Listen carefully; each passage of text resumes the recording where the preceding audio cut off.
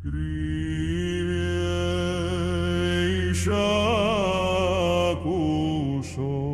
της προσευχής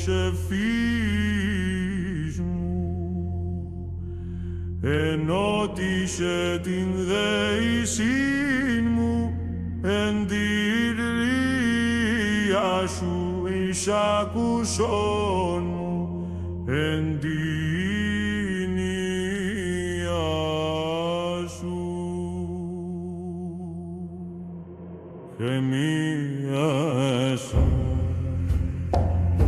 εις κρίσιν μετά το δούλου σου, ότι ου δικαιωθήσετε ενώπιον σου παζόλου.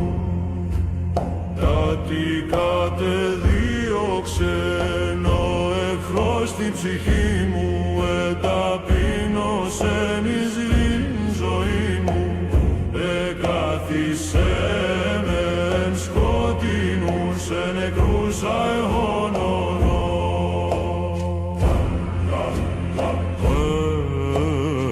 Ενώσεπε με το πνεύμα μου,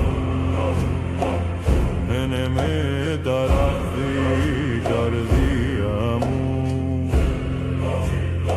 Εμνημόνευσα ημερών αρχαίων, εμελέτησα εμπόση της έργης σου, εμποίημαση των χειρών σου.